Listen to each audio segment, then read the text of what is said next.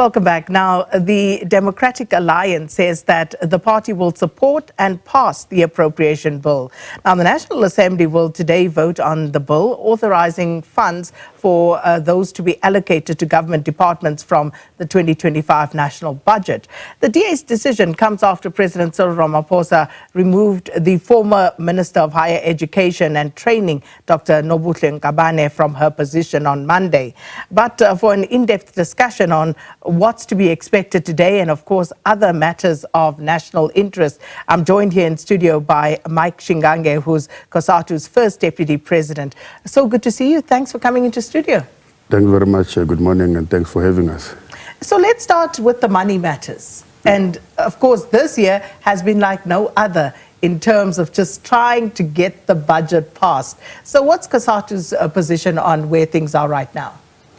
Our position that it's very important that the budget must be passed. I mean, by law, for the first 4 months after the elections or after the financial year, government can only be allowed to spend over 40% of the previous budget. We have now already passed that. We are very past even the 10% that we're allowed to do.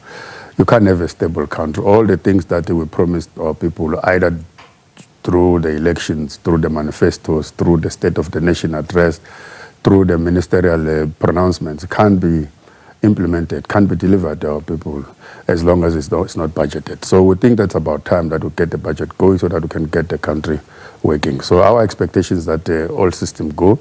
I think all political parties, even those who were trying to pull the stance, have come to the realization that there's no time to play anymore. The country needs to be working moving forward. So who's been pulling stunts? I mean, those ones who have been threatening that are not going to vote. I mean, what will they hope? On one hand, you are in government. The other day, you don't want the government to work, because if you don't have a budget, it means the government can't work. I mean, that was a stunt, if you ask us. So you're talking about the DA? I'm talking about those ones who are threatening not to vote. But of course, the DA, because the DA is the party that in one moment they are in the government of national unity. They are in the executive. They are holding ministries that needs budget to work. They need to deliver to the people that we've promised. But on the other hand, they want to hold back the budget. So, yes, I'm talking about them. So if you look at this latest development with the president sacking the now former Minister of Higher Education, Dr. Nkabane, replacing her with former Deputy Phuthi Manamela, and how this is seen to be him capitulating, buckling under pressure from the DA, how does COSATU view and respond to that? Well, we don't think that the president is capitulating and buckling down to the DA. Firstly, let's start by congratulating the minister that have been appointed, Phuthi Manamela.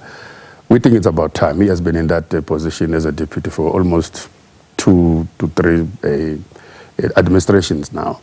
But coming from the youth structure, we do think that he's going to help the country and that department to solve the link or the missing link between the skills that we're producing as a country and what the market needs. Because one of the problems that we have in the country of graduates that are not employed is possibly the misalignment of the skills we're developing and what the market out there or the labor market needs. But because it comes from that generation, we think that it's going to help solve that problem. But coming back to the other questions, we don't think that the president had a choice with or without the DA, given the developments and about the conduct of the minister, particularly when she was not taking into consideration or serious the parliament, particularly the portfolio committee. For us, that was the line that she shouldn't have crossed. The rest of the other things can always still be investigated. But the fact that you go in the parliament and show disdain on an institution that's supposed to hold you accountable and exercise oversight over you, we felt, all of us who put those parliamentarians there, disrespected by the conduct of the minister. Look, the DA will have written to the president and threatened and even went to court a number of times. The president didn't budge. For us, we must give credit to the portfolio committee, irrespective of the political parties they come from. We do think that collectively they stood together, they showed that the people shall respect that committee and therefore people shall respect Parliament. For me, it is that committee, collectively, that impressed on the president to do the right thing on this minister. But of course, the signs were already there that we were heading for a disaster under that minister in terms of performance of such a critical department like higher education. Given the short stint that she's had in that portfolio, why do you say that we were heading for disaster? What were those signs? Of course, it didn't start well. To start with, if you show that you're not going to be accountable to anyone, that's a red line. It was clear that the minister was not going to be accountable to Parliament. Her officials then followed to show that they were emboldened by the behavior of their principal, and therefore they can just treat the Parliament with disdain. For as long as we're going to have a public representative that's not going to subject himself or herself to accountability, then it's a bad start. We have a problem. But secondly, the issues of appointment of the chairpersons of the boards and the allegations or the claim that there were an independent panel that was advising her, all of whom appeared even yesterday to say we were not part of that thing. Already, it's a how much more? What more is going to be there? What's going to happen when we go to the CEOs? What's going to happen when we go to NSFAS institution, for instance? That itself needs to be fixed, needs to be corrected. When we've got this mismanagement, including deceiving Parliament and the public, we thought it was important that the president acted in the manner that he acted and then tried to restore confidence of the public on that institutions and the rest of the institutions that departments are responsible for. And your view, what about all the allegations of corruption, of maladministration at the COSATUs? And this again, not new. Of course, it's not new. Even ourselves, as COSATU, we have made that noise many times ago with previous ministers, including ministers of labor and so on and so on. But we do think that, we do hope that moving forward, now that Parliament, that portfolio committee has put a stop to the bad start, and now that we've got a new breed in terms of the leadership at the helm of the department, and that they know in particular the new minister of our cries over the years.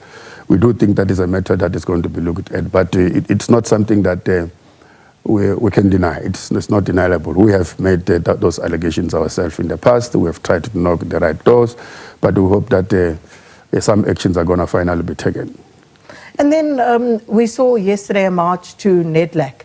And this is, of course, in opposition to the Labour Law Amendment Bill. What's COSATU's view on that? Well, COSATU's view is that we will oppose any Labour Law Amendment that seeks to reverse the gains and the rights of the workers. And we have done so over the many years. I mean, so one of our sister federation marched there yesterday. Obviously, they are supposed to be part of the discussions why they are marching to themselves. We don't know why. But we have marched to the people who propose these amendments. We've marched to the Department of Labor, we've marched to the presidents in the past, we've marched to the business. Which amendments are you opposed to? Look, the amendment that seems to strip the protection of labor laws of workers of particular categories, for instance. For instance, they will tell you if you end a particular salary band, you must be no longer be protected by the Labour Relations Act. There are certain employers that are now supposed to be exempted from collective bargaining. In other words, the workers don't have a right to collective bargaining. I mean, you and I, we know that for the past 5 years, we have been fighting to defend and push back the attack on the collective bargaining. We can't have something that's entrenched in the Labour Relations Act that attacks the right of collective bargaining. So we have opposed those. We have put our proposed amendment to strengthen even further those things. So what we are saying is that Labour constituencies are part of the NEDLAC constituency. They fight it in there. They also fight in the street, but in the street to the business and to the government and the department that brings amendment, not to the institution that facilitates dialogue. Because NEDLAC is just a facilitator. It's not the one that's proposing an amendment. It's a facilitator. It's where people come together and talk about these amendments. So you were equally surprised by one of your own affiliates there? Not necessarily. I will not be surprised. As trade unions, we use different tactics to make our point yet. Perhaps that's the strategy and the tactic that they thought they need to bring to public awareness of what is happening there. It's not for us. We have striked before, and we've always shunned on a union that's going to speak against another union's tactics. Because they are not marching against us as COSATU. They know who they are marching against, so it's not for us to ridicule what they are doing. We will march, we're not marching against. We will not appreciate if they were to comment on our march. So we will not really criticize their tactics in order to bring public awareness of what is their grievance. We're out of time, but I have to quickly ask you, all of this, these amendments happening, but of course you are part of the tripartite alliance, and so what does this say, if anything, about the state of the alliance right now? The state of the alliance is critical but it's stable. The state of the alliance is as good as the state of the country now. Everything is being discussed. The direction of this country is going all over the place in terms of the ideology and where we come from and where we want to go. But it's very stable, a bit critical, but we're going to fix it. But in terms of the amendments, they are not being brought by the alliance. They are brought by employers and the labor constituencies. In the employers, there's business with whom we don't have an alliance with. In the employers, there's government with whom we don't have an alliance with. We have an alliance with a political party, not with the government, which is an employer. There seem to be the leader of the government of national unity. It's a government of national unity. It's everybody else. It's not the ANC. This is not an ANC-led government. It's a government of national unity.